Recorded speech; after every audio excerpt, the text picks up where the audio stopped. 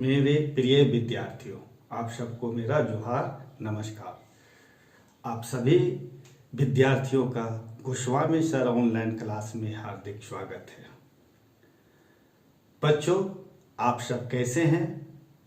उम्मीद है आप सब अच्छे और स्वस्थ होंगे। बच्चों, मैं आपके बीच में पिछले कुछ वीडियोस को लेकर के आया था जहां हमने हिंदी व्याकरण को पढ़ा था और उस हिंदी व्याकरण में हम लोग पढ़ रहे थे पाठ वाक्य। तो आज वाक्य का अंतिम भाग हम आपके बीच में लेकर के आए हैं। हमने पहले भाग में आप लोगों को वाक्य की शुरुआत की थी और वाक्य की परिभाषा को हम लोग वहां जाने थे। एक बार पुनः हम शुरुआत करते हैं और आपको दोहरा देते हैं संक्षिप्त रूप से।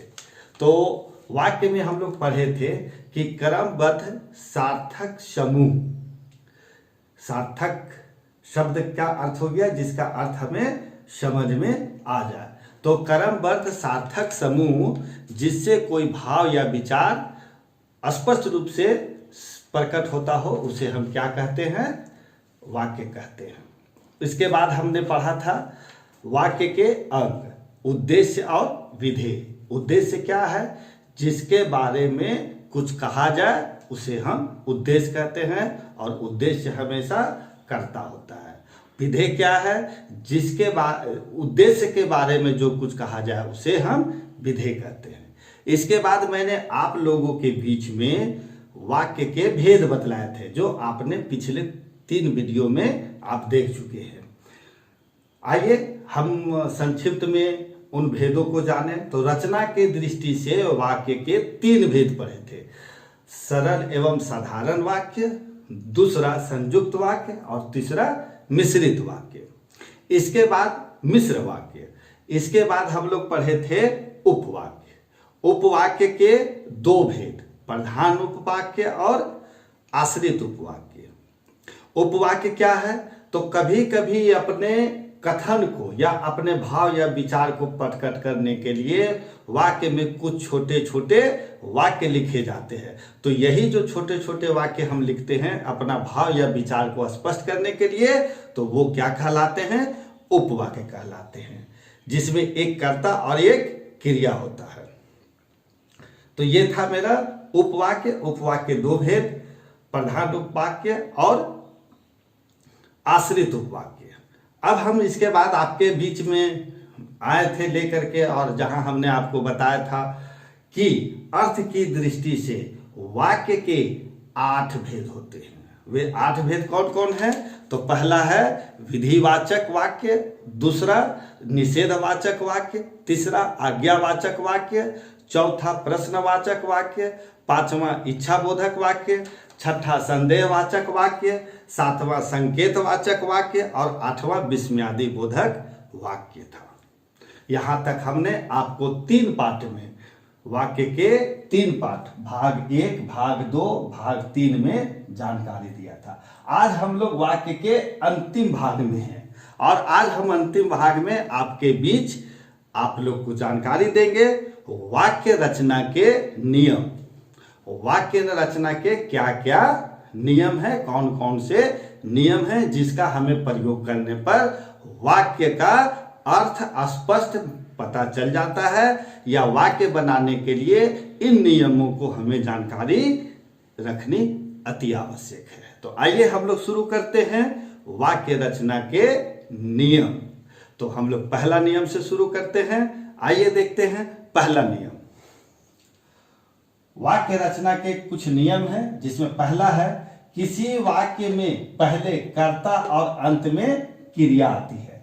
ध्यान रखेंगे कि किसी भी वाक्य में पहले क्या आता है? कर्ता और अंत में फिर क्या आता है? क्रिया। जैसे श्याम गेंद खेलता है, तो श्याम कर्ता हो गया और खेलना क्या हो गया? क्रिया। तो श्याम पहले आ गया और खेलता क्या हो गया? क्रिया हो गया। तो श्याम गेंद खेलता है, तो श्याम कर्ता और खेलना क्या हो गया? क्रिया। सूर्य उदित हो रहा है, सूर्य उदित हो रहा है, यहाँ पर सूर्य क्या है, करता है, और उदित होना मतलब उगना, सूर्य का उगना। और आप जानते हैं कि सूर्य किधर से उगता है, तो सुबह में पूरब की दिशा की ओर से सूर्य का उदय होता है या उगता है। तो पहला क्या है, किसी वाक्य में पहले कर्ता और अंत में क्रिया आती है। समझ गए बच्चों। आइए अब दूसरा नियम, वाक्य में कर्म प्रायः कर्ता के बाद और क्रिया के पूर्व आता है। मतलब जब भी वाक्य में कोई कर्म हो तो कर्ता के बाद आएगा और क्रिया के पहले। उदाहरण देखें, जैसे राम आम खाता है, राम आम खाता है, तो आम क्या हो गया, कर्म हो गया, और राम क्या हो गया, कर्ता, और खाना का खाता है क्या हो गया, क्रिया। तो कहने का अर्थ है कि वाक्य में कर्म, तो कर्म क्या है, आम है, कर्ता के बाद, तो राम कौन है, कर्ता, तो देखिए राम कर्ता, कर्ता के बाद कर्म आया है, और क्रिया के पहले आता है, तो क्रिया के पहले क्रिया क्या हुआ, खाना, तो कर्म कहाँ है, तो कर्म जो है सो राम और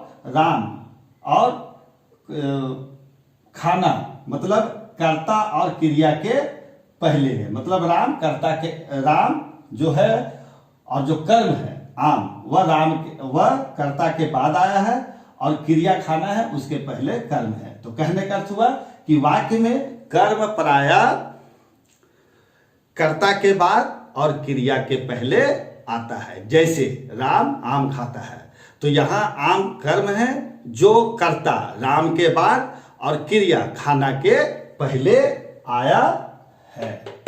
ये आम क्या हो गया, कर्म। तीसरा है कारक पद कर्ता के बाद और क्रिया के पहले लिखे जाते हैं। तीसरा नियम याद रखेंगे, कारक पद जो है कर्ता के बाद और क्रिया के पहले लिखा जाता है, पूर्व लिखा जाते हैं।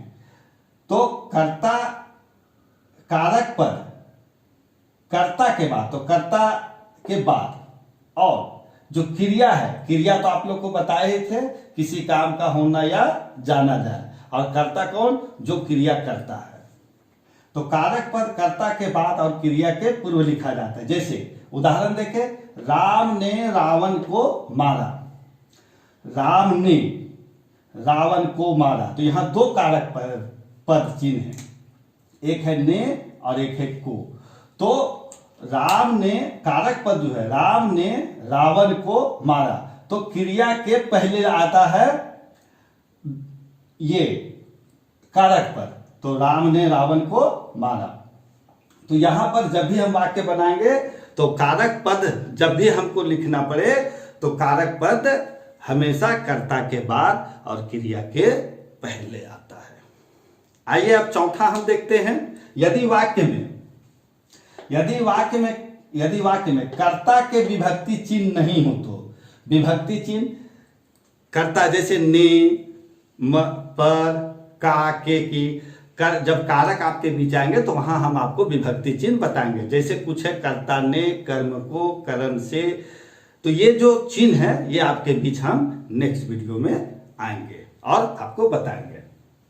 तो यदि वाक्य में कर्ता के विभक्ति चिन्ह नहीं हो तो उसकी क्रिया के लिंग, वचन और पुरुष, ध्यान देंगे, यदि वाक्य में कोई कर्ता का विभक्ति चिन्ह नहीं हो तो उसकी क्रिया का जो लिंग है, वचन और पुरुष, कर्ता के लिंग, वचन और पुरुष के अनुसार होता है। कहने मतलब है कि जो उसकी क्रिया होगी वह कर्ता पर निर्भर करेगी कि कर्ता कौन है, स्त्री है या पुरुष है। अगर स्त्री है तो क्रिया का लिंग जो क्या होगा वह परिवर्तन होगा।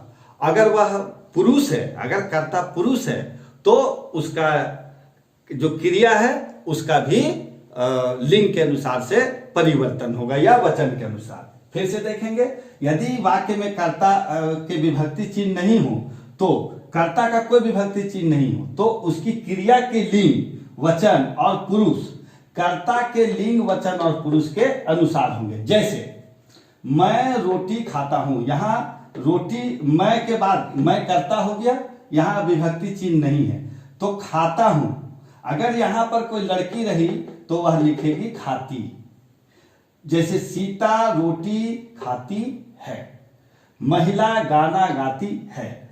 तो कहने का अर्थ हुआ कि अगर विभक्ति चिन्ह नहीं हो तो उसकी क्रिया का जो लिंग वचन और पुरुष है वह कर्ता के लिंग वचन और पुरुष के अनुसार से होंगे। जैसे मैं रोटी खाता हूं, महिला गाना गाती है। तो अगर यहाँ कोई पुरुष गाना गाता, अगर कोई पुरुष रहता यहाँ करता तो यहाँ क्रिया हो जाता गाता। अगर यहाँ पर कोई महिला रहती तो इसका क्रिया का जो ये रूप है यह बदल जाता, यहाँ खाती हो जाता।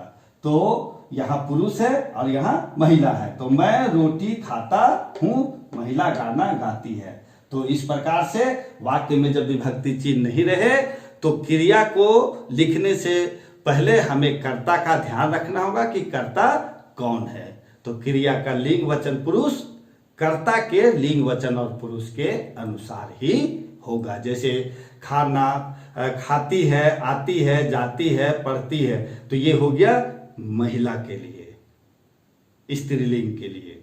और खाता है, पीता है, आता है, जाता है, तो ये हो गया पुरुष के लिए, अर्थात पुल्लिंग के लिए। आइए अब आगे हम देखते हैं पांचवा नियम। आइए अब देखते हैं हम पांचवा नियम, वाक्य रचना के पांचवा नियम क्या है। तो वाक्य रचना के यदि भूतकालिक क्रिया के वाक्य में कर्ता का ने चिन्ह प्रकट हो, यदि भूतकालिक क्रिया में, भूतकालिक, जब आप काल पढ़ेंगे तो काल में आप के भेद जब आप जानेंगे तो काल के 3 भेद होते हैं, वर्तमान काल, भूतकाल और भविष्यत काल। वर्तमान काल, जो काम अभी जो हो रहा है वह क्रिया या कार्य जो हो रहा है अभी वर्तमान समय में उसे वर्तमान काल कहते हैं। जो बीत गया सो भूतकाल और जो होने वाला है उसे भविष्यत काल। चलिए हम काल भी जब आपके बीच आएंगे तो वहां इसकी विशेष व्याख्या आपके बीच करेंगे। तो अभी हमें सिर्फ इतना ध्यान रखना है कि हमें वाक्य बना रहे हैं तो वहां अगर भूतकालिक क्रिया है तो यदि भूतकालिक क्रिया के वाक्य में कर्ता का ने चिन्ह प्रकट हो और कर्म, और जो कर्म प्रकट हो, कर्ता का ने चिन्ह हो और कर्म भी प्रकट हो किंतु कर्म का चिन्ह नहीं दिखे अर्थात प्रत्यक्ष नहीं हो, तो क्रिया के लिंग वचन और पुरुष कर्म के लिंग वचन और पुरुष के अनुसार होंगे। फिर से समझे, यदि भूतकालिक क्रिया के वाक्य में कर्ता का ने चिन्ह प्रकट हो और कर्म भी प्रकट हो किंतु कर्म का चिन्ह प्रत्यक्ष न हो, तो क्रिया जो होगा तो क्रिया का लिंग और वचन और पुरुष क्या होगा, कर्म के लिंग वचन और पुरुष के अनुसार होंगे। आइए अब देखते हैं छठा। जब भूतकालिक क्रिया के वाक्य में कर्ता का ने चिन्ह और कर्म का को चिन्ह, कर्ता ने कर्म को करण से, ये कारक के कुछ चिन्ह हैं। तो जब भूतकालिक क्रिया के वाक्य में कर्ता का ने चिन्ह और कर्म का को चिन्ह प्रकट हो तो क्रिया जो है वह पुल्लिंग और एक वचन में होगा। फिर से समझे, जब भूतकालिक क्रिया के वाक्य में कर्ता का ने चिन्ह और कर्म का को चिन्ह आया हो तो क्रिया क्या होगा, पुल्लिंग में होगा और एक वचन में होगा।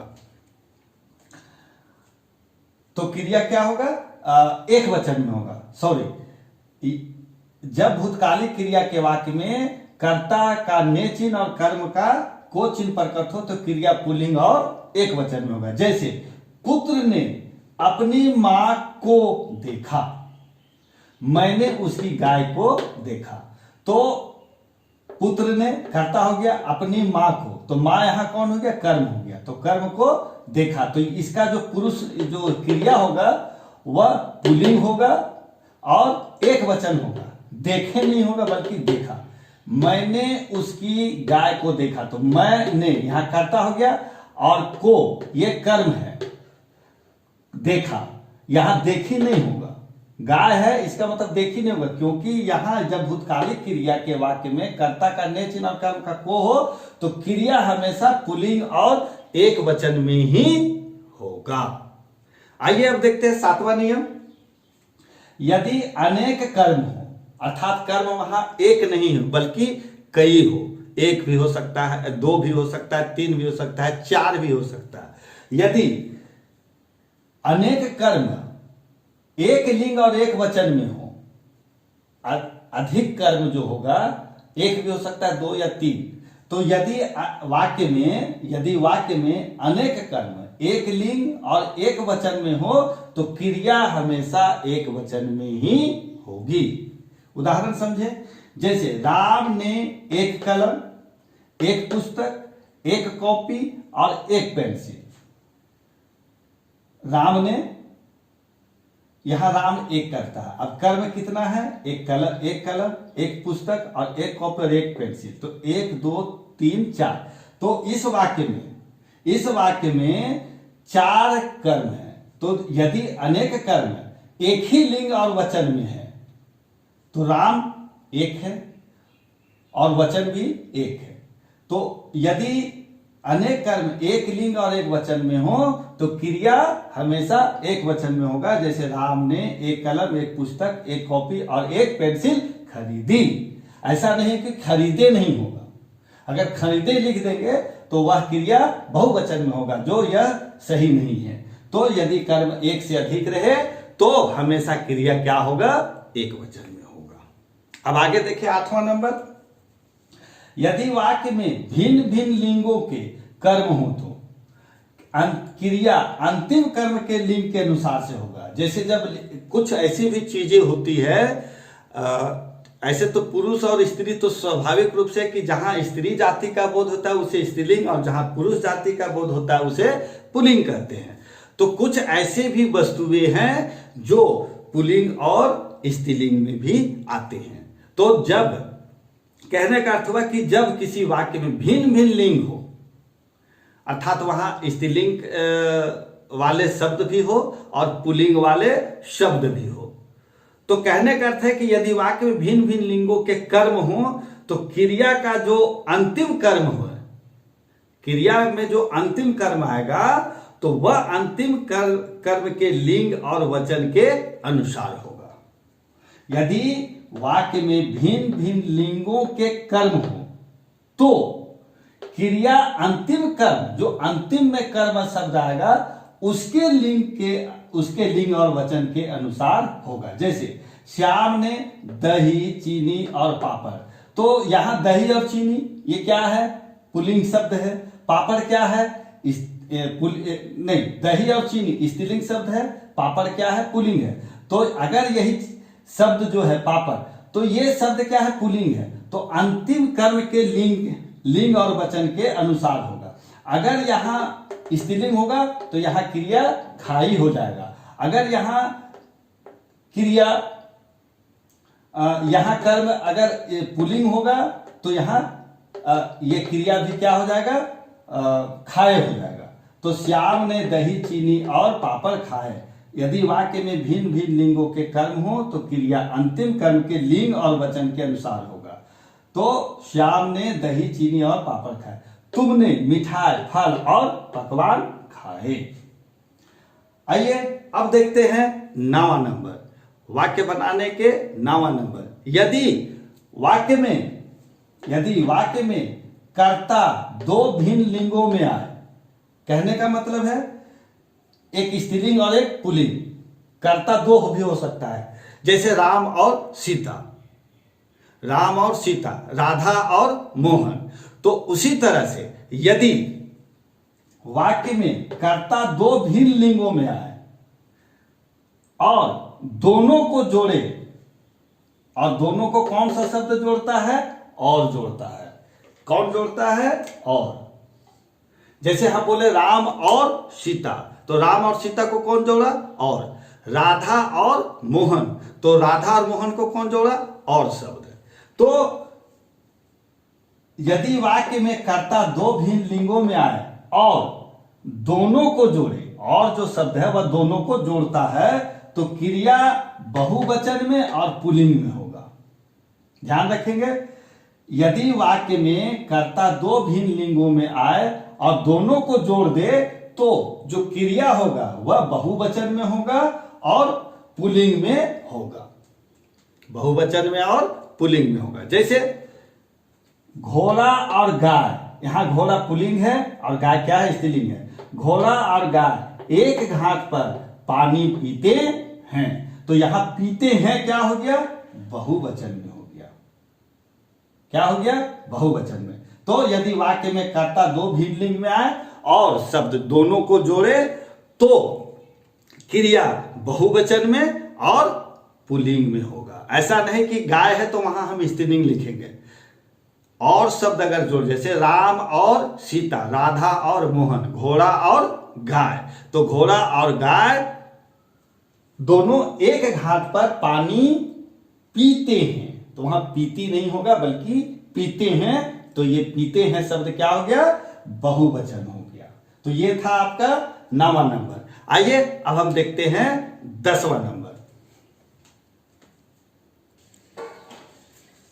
आइए अब देखते हैं हम लोग 10वां नंबर, वाक्य बनाने के नियम। 10वां नंबर है, जब वाक्य में तीनों पुरुषों के कर्ता विभक्ति रहित हो तो क्रिया उत्तम पुरुष के अनुसार होगी। पुरुष, अब फिर एक पुरुष है, यहां पुरुष 3 होते हैं। पहला प्रथम पुरुष, दूसरा मध्यम पुरुष और तीसरा उत्तम पुरुष। तो जब वाक्य में तीनों पुरुष, प्रथम पुरुष, मध्यम पुरुष और उत्तम पुरुष, जब वाक्य में तीनों पुरुषों के कर्ता विभक्ति रहित हो तो क्रिया हमेशा उत्तम पुरुष के अनुसार होगा। जैसे तुम, वह और मैं जाऊंगा, तुम, वह और मैं जाऊंगा।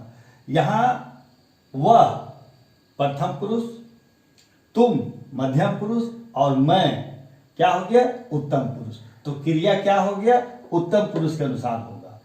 तो जब वाक्य में तीनों पुरुषों के कर्ता अगर विभक्ति रहित हो तो क्रिया उत्तम पुरुष के अनुसार होगा। जैसे तुम, वह और मैं जाऊंगा, तो यहां मैं क्या हो गया, उत्तम पुरुष के अनुसार है। 11 नंबर, आदर प्रकट करना है। जैसे हम किसी का आदर प्रकट करते हैं, तो आदर प्रकट करने के लिए वाक्य में आदर प्रकट करने के लिए एक वचन कर्ता के लिए भी क्रिया बहुवचन में होती है। कहना जब हम वाक्य में आदर प्रकट कर रहे हैं और कर्ता एक वचन में है अर्थात एक संख्या में है, तो उसके लिए भी क्रिया क्या होगा, बहुवचन में होगा। अगर आदर प्रकट करने वाले अगर वाक्य लिख रहे हैं, कर्ता एक है, तो क्रिया क्या होगा, बहुवचन में होगा। ध्यान से समझ गए, आदर प्रकट करने वाले वाक्य में कर्ता एक हो या एक वचन में हो तो क्रिया बहुवचन में होगी। जैसे पिताजी चले गए, पिताजी यहां क्या है, एक वचन में है और हम उसको आदर दें तो पिताजी चले गए, तो ये हो गया बहुवचन में। जबकि अगर हम एक वचन है तो एक वचन में लिखते कि पिताजी चला गया, तो ये शब्द क्या हो जाते हैं, ये वाक्य अशुद्ध है। तो शुद्ध वाक्य है पिताजी चले गए। गांधी जी सत्यवादी थे लगा है, इसका अर्थ हुआ कि यह बहुवचन में है, और जबकि गांधी जी क्या है, एक वचन है, और गांधी जी महान व्यक्तित्व थे इसलिए हम उनका आदर दे रहे हैं, तो गांधी जी सत्यवादी थे। तो जब आदर प्रकट करने हो और कर्ता एक वचन में हो तो क्रिया बहुवचन में। 12 नंबर है, वाक्य में क्रिया विशेषण प्रायः क्रिया से पहले आता है। अगर वाक्य में क्रिया विशेषण का प्रयोग हो रहा हो तो वह क्या होता है, वह हमेशा क्रिया से पहले आता है, मुख्य क्रिया जो है उससे पहले आता है। जैसे रेलगाड़ी तेजी से दौड़ रहा है, यहां तेजी क्या है, क्रिया विशेषण है, और दौड़ रही थी तो ये क्या हो गया, क्रिया हो गया। तो दौड़ रही थी तो क्रिया के पहले आएगा, क्या आएगा, क्रिया विशेषण तेजी। तो वाक्य में क्रिया विशेषण हमेशा क्या होता है, क्रिया के पहले आता है, जैसे रेलगाड़ी तेजी से दौड़ रही थी। अगला है 13 नंबर, संबोधन वाक्य में पहले आता है। कहने मतलब है जब हम कोई वाक्य लिख रहे हैं और संबोधित कर रहे हैं, जैसे हम बोलते हैं बच्चों कृपया शांत हो जाओ, मैं पढ़ाने जा रहा हूं, तो हम संबोधित किए किसको? आपको किए, बच्चों को किए, तो हम वहां कहेंगे बच्चों। मान लिया जाए कहीं सभा हो रही है, वहां शोरगुल हो रहा है, तो हम वहां संबोधित करेंगे कि भाइयों और बहनों।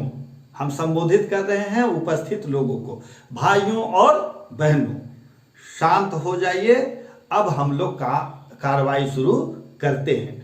तो कहने का अर्थ ये हुआ कि जब भी हम संबोधन करें तो संबोधन हमेशा वाक्य के पहले लगाना है। जैसे भाइयों शांत बैठे, भाइयों यहां संबोधित किया जा रहा है किसको? उपस्थित समुदाय को। बच्चों शांत हो जाओ, यहां कक्षा में जब शिक्षक पढ़ाते हैं तो कक्षा में शिक्षक संबोधित करते हैं बच्चों को कि बच्चों अब शांत हो जाओ, मैं पढ़ाने जा रहा हूं। तो जो भी संबोधन करना हो तो हमेशा वाक्य के पहले आएगा। संबोधन वाले शब्द क्या होंगे? वाक्य के पहले आएंगे। जैसे भाइयों शांत बैठो, बच्चों शांत हो जाओ। 14 नंबर है उपनाम तथा उपाधि सदा विशेष के बाद प्रयोग किए जाते हैं। अगर जैसे उपनाम लगाना हो या कोई उपाधि लगाना हो तो हमेशा विशेष के बाद किया जाए। जैसे डॉक्टर अनिल सिंह, तो ये हो गया नाम। अब यहां उपाधि लगाना है तो विशेष से, मतलब इनके बाद लगाइए। तो यहां जैसे सुमन, तो उपाधि तथा उपनाम तथा उपाधि सदा विशेष के बाद प्रयोग किए, जैसे डॉक्टर अनिल कुमार सुमन। और भी जैसे बहुत सारे वैसे लेखक हैं, उपन्यासकार हैं, वैसे कवि हैं जो अपना नाम के आगे नाम के बाद उपनाम लगाते हैं। जैसे सूर्यकांत त्रिपाठी, तो उनका उपनाम या उपाधि निराला भी लगा हुआ है। तो इस प्रकार से जब भी नाम या उपनाम लिखना हो या उपाधि हो तो हमेशा विशेष के बाद, जैसे डॉक्टर अनिल सिंह सुमन या सूर्यकांत त्रिपाठी, लास्ट में निराला। ये 15 नंबर और अंतिम है पूर्वकालिक क्रिया और तत्कालिक क्रिया हमेशा मुख्य क्रिया के पहले आता है। पूर्वकालिक क्रिया और तत्कालिक क्रिया, हम पूर्वकालिक और तत्कालिक क्रिया की भी परिभाषा आपके बीच में जब क्रिया पाठ को हम पढ़ाएंगे उसमें आपको विशेष तौर से विशेष व्याख्या सहित आपको हम बताएंगे। तो अभी फिलहाल पूर्वकालिक क्रिया और तत्कालिक क्रिया हमेशा क्या होता है? मुख्य क्रिया के पहले आता है, अर्थात वाक्य में मुख्य क्रिया क्या है ये देखना है। तो उस मुख्य क्रिया के पहले तत्कालिक क्रिया या पूर्वकालिक क्रिया आता है। जैसे शेर को सामने देख वह घबरा गया, तो शेर को सामने देख क्या हो गया? तत्कालिक में क्या हो गया? वह घबरा गया। क्या हुआ? पहले क्या देख, पूर्वकालिक में क्या हुआ? देखा। किसको देखा? शेर को देखा। तो हमेशा मुख्य क्रिया के पहले आएगा। तो घबरा जाना कैसे? शेर को सामने देख के। तो जब भी वाक्य में पूर्वकालिक क्रिया और तत्कालिक क्रिया हो तो मुख्य क्रिया से पहले उस प्रयोग होता है। तो जैसे शेर को सामने देख वह घबरा गया। तो बच्चों ये था हमारा वाक्य बनाने के कुछ नियम। तो उम्मीद करता हूं कि आपको यह वाक्य पाठ जो मैंने पहला, दूसरा, तीसरा और आज अंतिम भाग आपके बीच में प्रस्तुत किया, आपको बताया। और बच्चों मैं उम्मीद करता हूं कि आपको अच्छा लगा होगा और इसका लाभ आप भरपूर लिए होंगे, आपको अच्छा लगा होगा। तो बच्चों आज हम यहीं तक, फिर हम आपके बीच आएंगे एक नए पाठ लेकर के, हिंदी व्याकरण में कुछ नए पाठ को लेकर के आएंगे और नए विषय वस्तु को आपके बीच उदाहरण सहित व्याख्या करेंगे। तो बच्चों आज यहीं तक, आप हमेशा स्वस्थ रहें। अभी वैश्विक महामारी कोरोना का काल चल रहा है, संक्रमण का काल चल रहा है, आप इससे बचे, नकारात्मक सोच हटाए, हमेशा मास्क का प्रयोग करें, साबुन से हाथों को धोते रहें, भीड़ भाड़ में न जाए, यदि बहुत जरूरी हो तभी घर से बाहर जाएं, लेकिन मास्क लगाकर। अन्यथा अगर कोई कार्य नहीं है तो आप घर के अंदर रहें, बैठ करके अच्छी किताबें पढ़ें, पुस्तकें पढ़ें और घर के कामों में मन लगा। तो इसी उम्मीद के साथ बच्चों कि आप सब सतर्क और स्वस्थ रहेंगे, मुझे पूरी उम्मीद है। हम आपसे यही विदा लेते हैं और फिर अगले दिन अगले वीडियो में हिंदी व्याकरण में हम नए पाठ को लेकर के आपके बीच आएंगे। तब तक के लिए बच्चों आप सबका बहुत बहुत आभार और धन्यवाद।